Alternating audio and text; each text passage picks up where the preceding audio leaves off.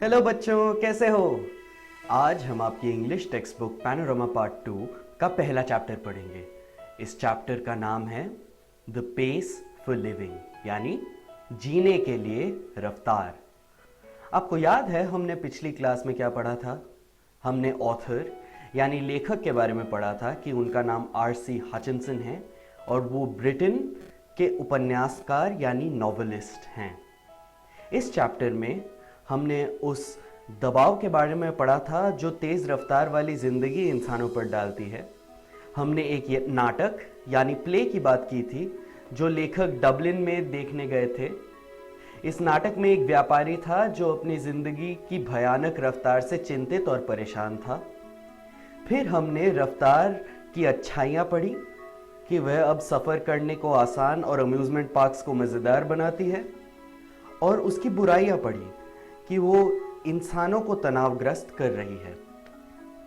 इस वीडियो में हम बात करेंगे इन विषयों पर: ऑथर्स स्लो थिंकिंग, यानी लेखक अपनी धीमी सोच के बारे में क्या कहते हैं, और watching a movie with wife, यानी लेखक जब अपनी पत्नी के साथ फिल्म देखने जाते हैं तो क्या होता है। ऑथर्स स्लो थिंकिंग, यानी लेखक की धीमी सोच। The author says, I speak with prejudice. Prejudice माने पक्षपात. Because I belong to a tribe of slow thinkers. यानी मैं उस प्रजाति का हिस्सा हूँ जिसकी सोच धीमी है। लेखक कहना चाहते हैं कि रफ्तार के मामले में लेखक निष्पक्ष नहीं रह सकते क्योंकि उनकी अपनी सोच धीरे चलती है।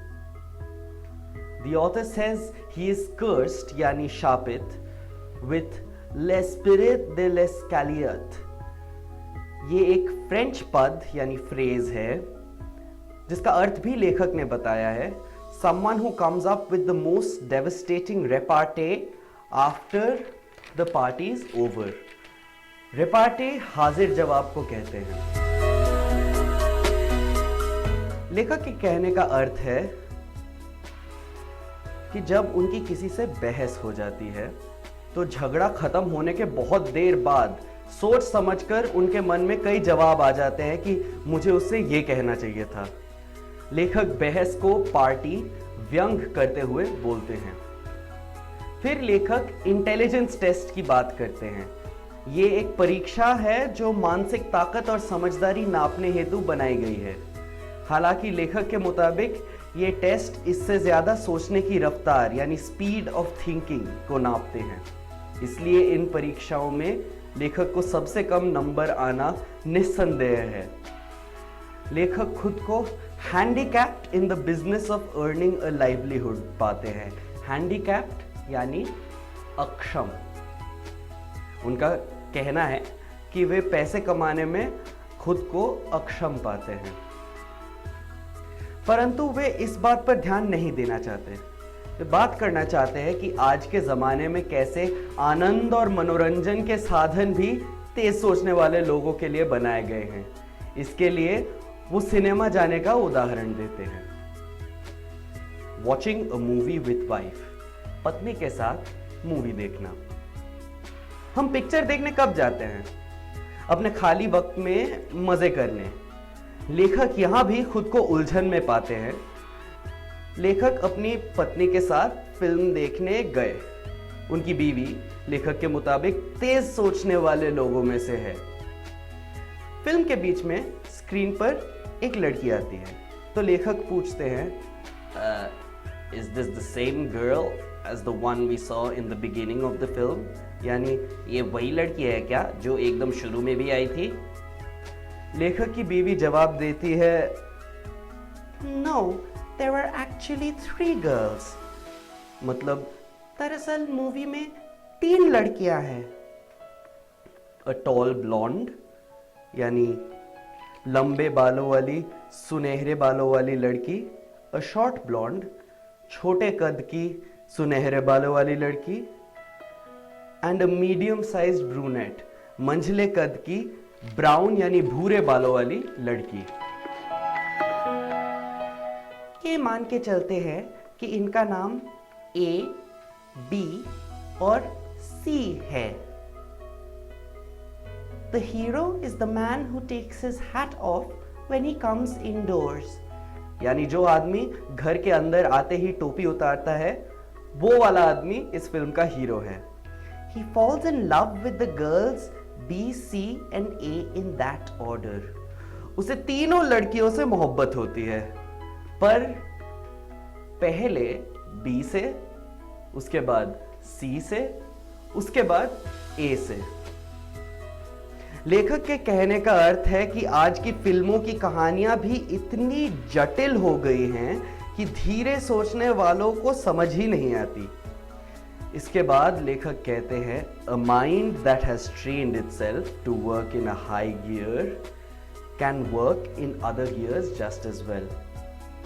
अपनी पत्नी के दिमाग को वो trained to work in high gear कहते हैं। बच्चों, आपने गाड़ी के गियर को देखा है? जितनी ज्यादा हम गाड़ी की स्पीड बढ़ाएं, उतना ऊंचा गियर चाहिए गाड़ी को चलाने के लिए। लेखक मानसिक गतिविधियों को इसी से तुलना कर रहे हैं, ये कहकर कि जो दिमाग तेज चलने के आदी है, वो धीरे भी अच्छी तरह से चल सकते हैं। लेखक थिएटर में उनके साथ वाले दर्शकों को फेलो पेशेंट्स बुलाते हैं।